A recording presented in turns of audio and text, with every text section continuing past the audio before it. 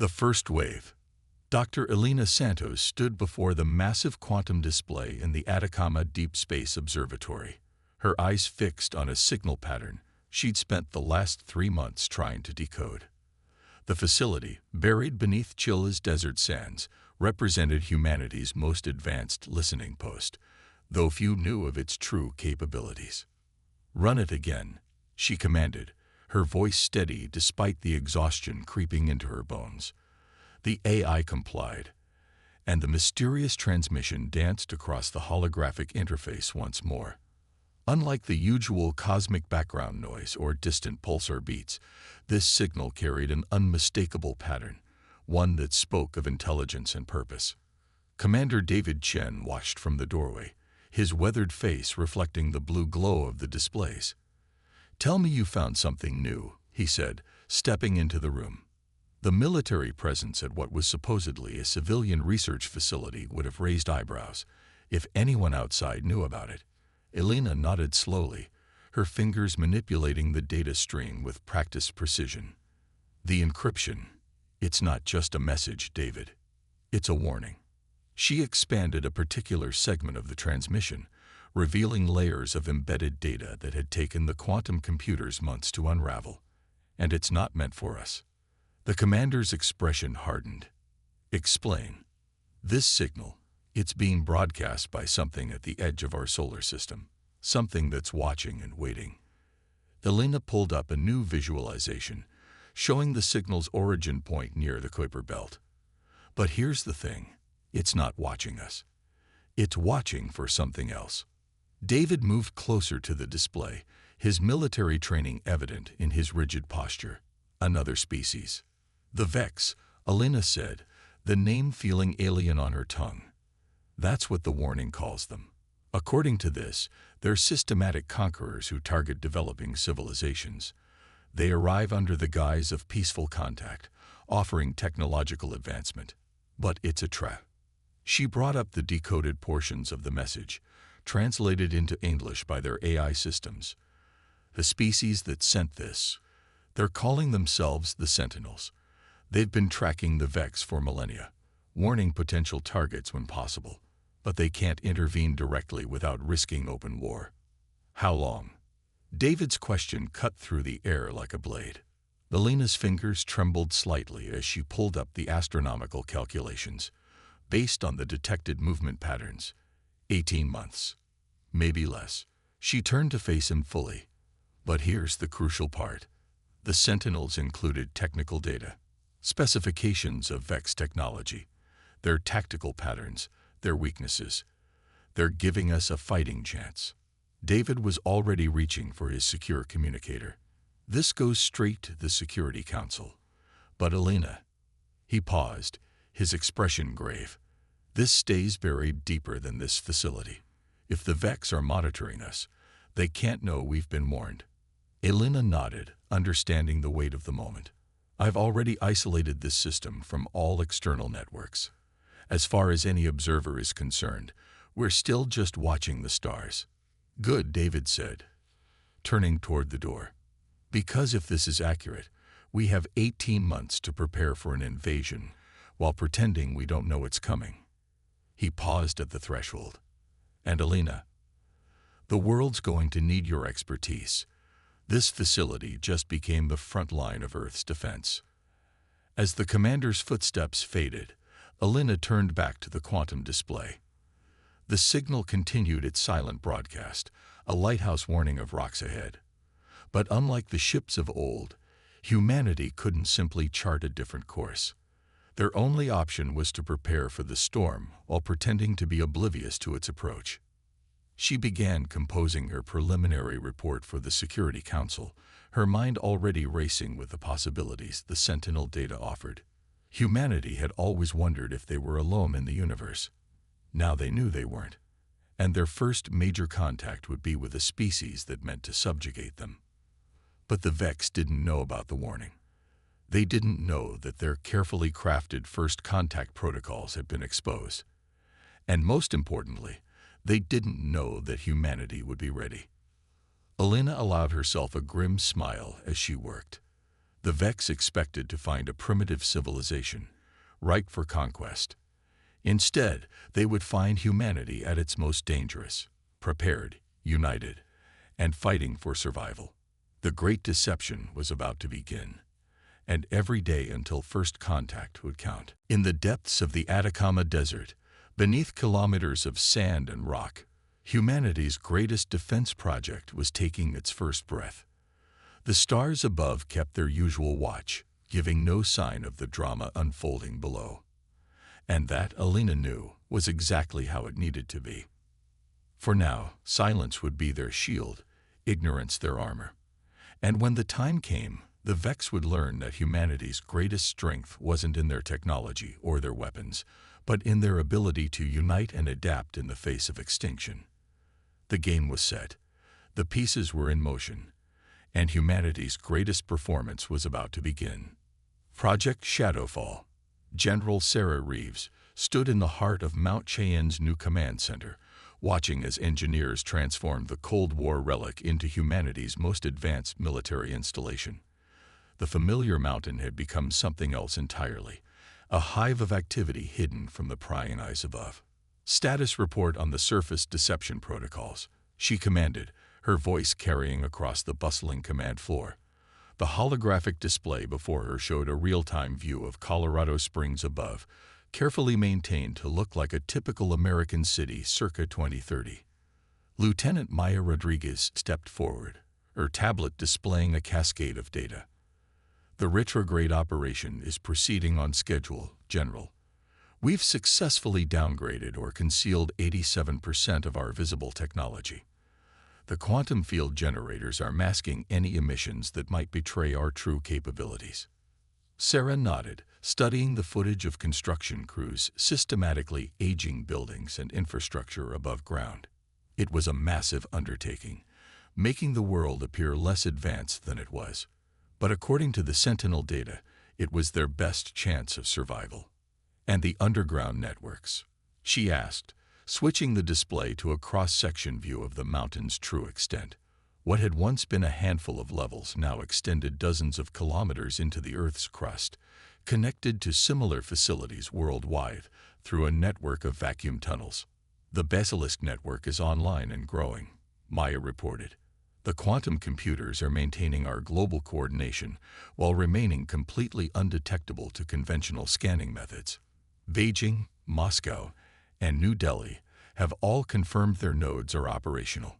Sarah allowed herself a moment of pride. The old political rivalries had melted away in the face of the Vex threat. Nations that once pointed nuclear weapons at each other now worked in perfect synchronization, building humanity's hidden strength. The command center's doors slid open, admitting Dr. James Chen, now the head of Project Shadowfall's Technological Development Division. His presence drew Sarah's attention immediately. James only left his labs when something significant had developed. "You're going to want to see this," he said without preamble, interfacing his neural link with the holographic display. The image shifted, showing what appeared to be a standard military satellite. "The Vex are going to expect us to have primitive space capabilities, so we're going to give them exactly what they're looking for, while hiding what we've really built." The image zoomed in, revealing the satellite's true nature. What appeared to be solar panels and communication arrays were actually complex metamaterial surfaces, capable of masking the quantum weaponry hidden beneath. "We're calling them Trojan platforms," James explained, his eyes bright with controlled excitement. On the surface, they look like early 21st century technology. But inside, he manipulated the display, showing the satellite's core systems. "We've incorporated everything we learned from the Sentinel data. Each one is a self-contained weapons platform that can match Vex technology." Sarah studied the designs, noting how every advanced component was carefully shielded and disguised. "How many can we deploy without raising suspicion?" Based on the Sentinel's intelligence about typical pre-contact civilizations, we can put up to 300 in orbit without drawing attention. They'll look like a combination of weather satellites, communication relays, and space debris. A new alert flashed across the main display. A priority message from the Atacama Observatory. Dr. Santos' face appeared, her expression tense but controlled. General, we've detected new movement at the edge of the system. The Vex scout ships are proceeding exactly as the Sentinel warning predicted. Sarah straightened, her military bearing becoming more pronounced. Time estimate: 12 months until first contact, Elena replied. They're moving cautiously, probably gathering preliminary data about our civilization. Everything they're seeing matches their expectations for a pre-contact species. Good, Sarah said, though the word carried the weight of everything at stake. Keep monitoring. We need to know the moment their behavior deviates from the Sentinel predictions. After Elena's image faded, Sarah turned to address the command center at large. Ladies and gentlemen, we're entering the final phase of preparation. For the next 12 months, we need to perfect our deception while completing our true defensive network. The Vex are coming to find an easy conquest. Instead, they're going to find humanity at its most dangerous, hidden, prepared, and united. James nodded, already pulling up new technical specifications. We'll have the full Trojan network operational within 6 months. After that, we can focus on the planetary defense grid. And the surface deception? Sarah asked, turning back to Maya. Will be complete in 4 months. Maya confirmed. Every major city will appear to be at exactly the right technological level to attract Vex attention without raising their suspicions. Sarah looked around the command center, taking in the determined faces of her personnel. They represented every nation, every culture, working together in perfect harmony. The Vex thought they were coming to conquer a divided, primitive world. They would find something else entirely. In the depths of Cheyenne Mountain, humanity's greatest deception continued to grow. Above, the world maintained its careful masquerade of normal development. And in the space between, a weapon like nothing the Vex had ever encountered was taking shape. Project Shadowfall was more than a military operation. It was humanity's statement to the galaxy. They would not be conquered. They would not be subjugated. And when the time came, they would show the Vex that appearances could be deceiving indeed. The deception. Admiral Marcus Wong watched from the hidden lunar facility as the Vex fleet emerged from hyperspace, their crystalline ships catching the sun's light like massive diamonds. The main display showed 37 vessels, exactly matching the Sentinel's intelligence. Even their formation was precisely as predicted, a perfect geometric pattern designed to look both impressive and non-threatening to developing civilizations. Right on schedule, he murmured, his calm voice belying the tension in the underground command center. The facility, carved into the moon's far side, was completely invisible to both Earth-based observation and the approaching Vex fleet. All surface installations maintaining primitive profiles, reported Captain Lisa Chen from her station. Decoy satellites are transmitting standard radio chatter. Ground stations are responding with appropriate levels of confusion and excitement. Marcus nodded, watching the carefully choreographed dance unfold. On Earth's surface, pre-positioned civilian astronomers were making their scheduled discoveries of the approaching fleet. Social media networks, carefully curated by AI systems, were beginning to buzz with speculation and wonder. Incoming transmission from the Vex flagship, Lisa announced, broadcasting on multiple frequencies, just as the Sentinel data indicated. Play it, Marcus ordered, though they all knew what was coming.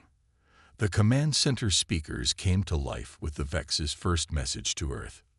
People of Earth, the translation matrix rendered the alien harmonics into smooth English. We come in peace and friendship. Your civilization has been observed and deemed ready for elevation. We are the Vex, guardians of progress and shepherds of developing worlds. Prepare to receive our representatives and embrace your destiny among the stars. Marcus allowed himself a grim smile. The message was word for word what the Sentinels had warned them about. The same honey-coated deception that had led to the subjugation of countless other worlds. Send the prepared response, he commanded. Let's give them exactly what they're expecting. Earth's official reply was a masterpiece of manufactured naivety, a combination of excitement, hesitation, and just the right amount of political disorganization. The message had been crafted by teams of psychologists and cultural experts, designed to perfectly match the Vex's expectations of a pre-contact civilization. They're launching atmospheric probes, Lisa reported, tracking the small crystalline devices as they descended toward Earth. Standard survey pattern. Deep beneath the world's surface, in bunkers and hidden facilities, humanity's real technology hummed with power. But the Vex probes would find only what they were meant to find. Cities at just the right level of development, militaries using conventional weapons, and the expected signs of a civilization on the brink of true space travel. Probe passing over New Shanghai. Lisa continued, holographic overlay is perfect. They're seeing exactly what we want them to see. The real New Shanghai, with its quantum computing centers and advanced manufacturing facilities, lay hidden kilometers beneath the surface. Above, a carefully maintained facade of a typical mid-21st century city played out its daily routines. Signal from General Reeves at Cheyenne Mountain, announced Communications Officer Rodriguez. All subsurface installations report ready. The Basilisk network is fully operational, but running dark. Marcus studied the tactical display, watching as the Vex fleet settled into high Earth orbit.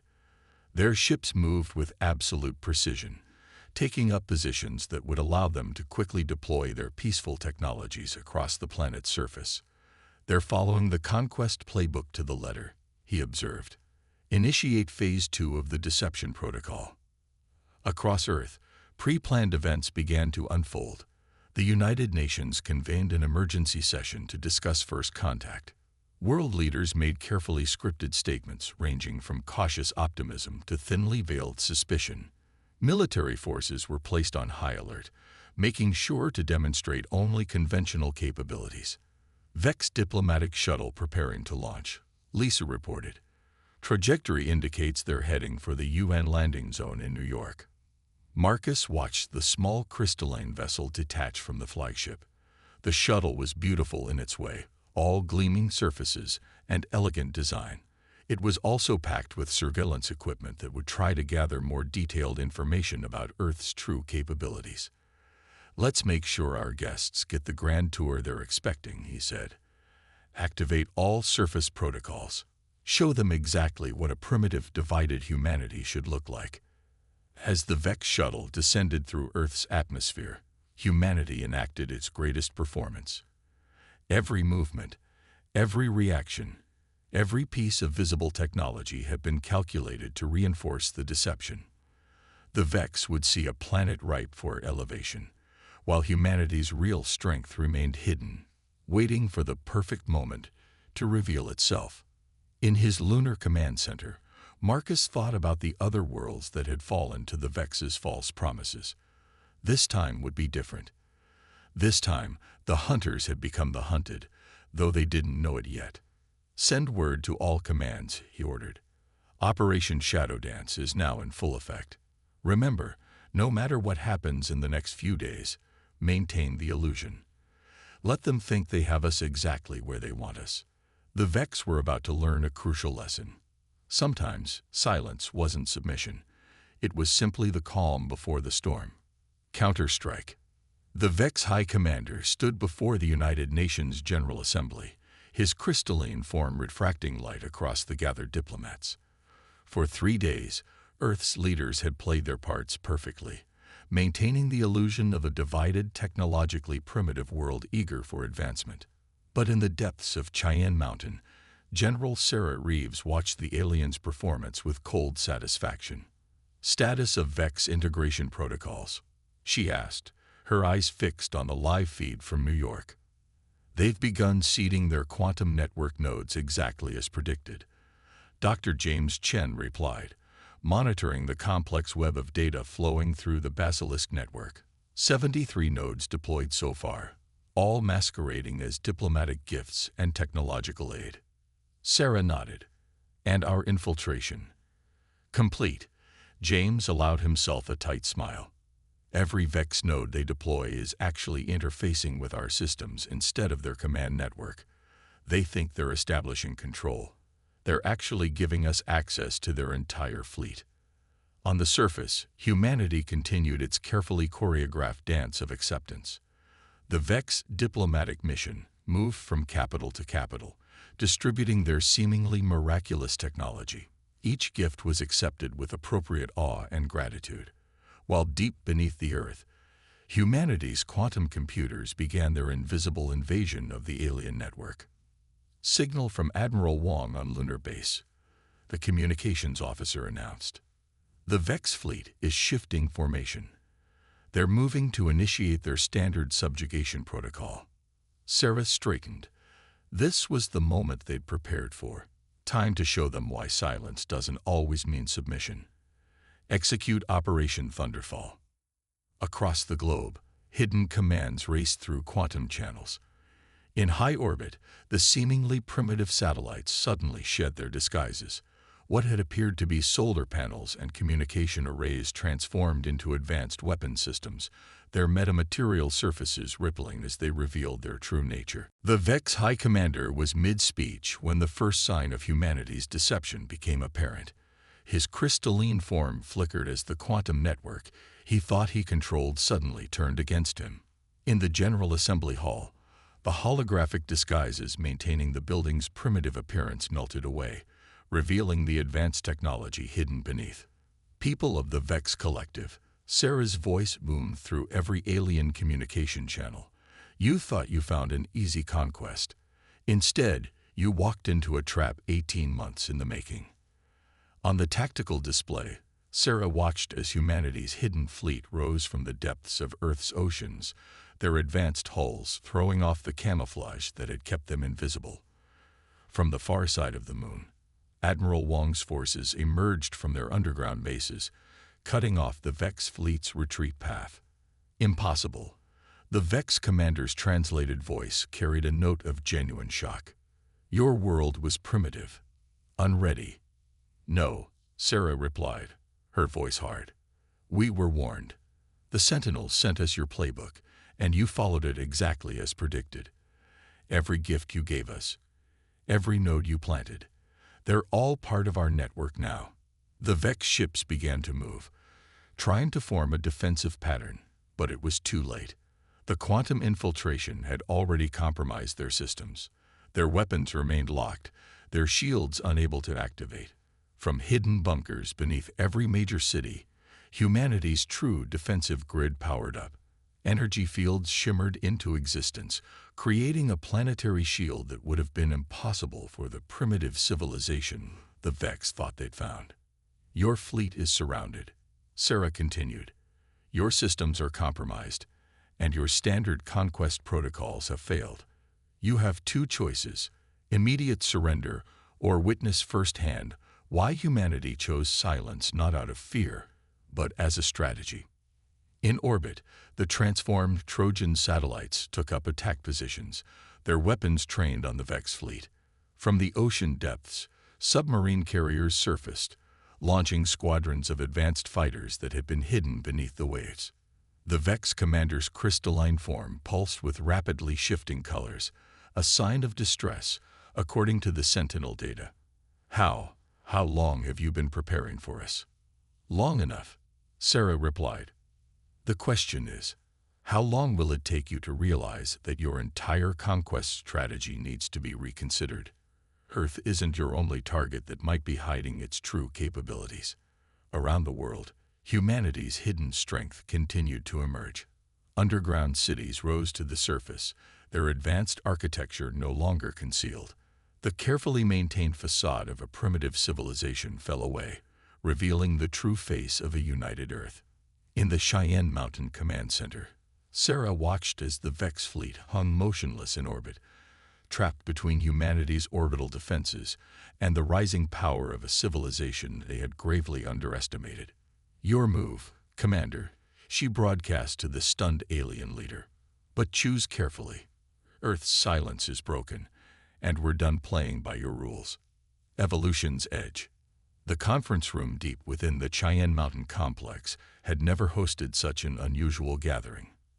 At one end of the table sat the human delegation: General Sarah Reeves, Admiral Marcus Wong, and Dr. Elena Santos. At the other, the crystalline forms of the Vex High Command sparked with shifting colors that betrayed their unease. 3 days had passed since humanity revealed its true capabilities, and the galaxy's most notorious conquerors found themselves in an unprecedented position, discussing terms of peace from a position of weakness. Your deception was complete, the Vex High Commander admitted, his translated voice carrying a mix of admiration and frustration. In 10,000 years of elevation protocols, no species has ever. That's because your protocols are fundamentally flawed, Elena interrupted, pulling up a holographic display of the Sentinel data. You approach every civilization expecting them to follow the same patterns. You never considered that someone might use your predictability against you. The crystalline beings shifted, their colors pulsing in what the humans now recognized as discomfort. The Sentinels, the commander said. We always suspected they were interfering. But this level of intervention. They didn't intervene, Sarah corrected. They simply warned us. Everything else, the preparation, the deception, the counter-strategy, that was all human ingenuity. We took their warning and turned it into your defeat. Admiral Wong activated another display, showing the current tactical situation. The Vex fleet remained surrounded by humanity's revealed forces, their systems still compromised by the quantum infiltration. The question now is, what happens next? The Vex commander's form crystallized into a more rigid pattern, a sign of formal communication. You could destroy us. Your control of our networks is complete. Your weapons are superior to our compromised defenses. Yet you called for this meeting instead. Because destruction isn't our goal, Elena replied, her voice softening. We've studied your history through the Sentinel data. For all your misguided methods, your original mission was to guide and protect developing civilizations. Somewhere along the way, guidance became control, and protection became conquest. Sarah leaned forward, her expression firm but not hostile. We're offering you a choice, a chance to evolve beyond your current protocols, to become what you were meant to be. The display shifted, showing a new proposal, a framework for cooperation rather than conquest. The Vex leaders studied it, their crystalline forms shimmering with rapid color changes that suggested intense internal discussion. You would trust us? The commander asked finally. After we came to conquer your world. Trust is earned, Marcus replied. But change has to start somewhere. Your civilization has spent millennia uplifting others. But maybe it's time for you to be uplifted as well. Not technologically, but philosophically. Elena brought up new data. Studies of Vex history pieced together from the Sentinel archives. Your species achieved technological advancement faster than your cultural evolution could match. You've been stuck in the same patterns for thousands of years. We're offering you a chance to break those patterns. The Vex commander was silent for a long moment, its crystalline surface reflecting the room's light in complex patterns. When it spoke again, its translated voice carried a new tone, something close to hope. In all our history of elevating other species, we never considered that we might be the ones in need of elevation, it admitted. Your deception proved not just your technological capability, but your ability to think beyond conventional patterns. Perhaps there is much we could learn from each other. Sarah allowed herself the first real smile since the crisis began. That's what true advancement looks like. Species learning from each other as equals, not conquerors and conquered. The agreement that took shape over the next hours was unlike anything either civilization had seen before. The Vex would withdraw their conquest fleet, but leave behind representatives for a genuine cultural and technological exchange. Earth would share its advancements in quantum computing and stealth technology, while the Vex would offer their knowledge of interstellar travel and energy manipulation. More importantly, both species would work together to contact other civilizations that might be facing similar threats, creating a new network of mutual protection and advancement to counter the old patterns of conquest and submission.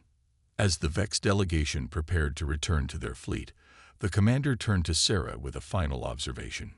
"You humans are remarkable," it said. "You could have used our weakness to destroy us. Instead, you chose to help us evolve." "That's the difference between elevation and conquest," Sarah replied. "True strength isn't about domination. It's about having the wisdom to see beyond it." From orbit, humanity watched as the Vex fleet departed, leaving behind not the ashes of conquest, but the seeds of a new beginning. The Great Deception was over, but its legacy would reshape the galaxy. Earth had proven that silence didn't always mean submission, that apparent weakness could mask incredible strength, and that the greatest victory sometimes came not from destroying an enemy, but from transforming them into an ally. In the depths of Cheyenne Mountain, Alina looked up at the stars with new eyes. Somewhere out there, the Sentinels were watching. She hoped they were pleased with how humanity had used their warning. Earth's silence was broken, but its voice would now carry a new message across the cosmos, one of wisdom, strength, and the power of choosing evolution over conquest.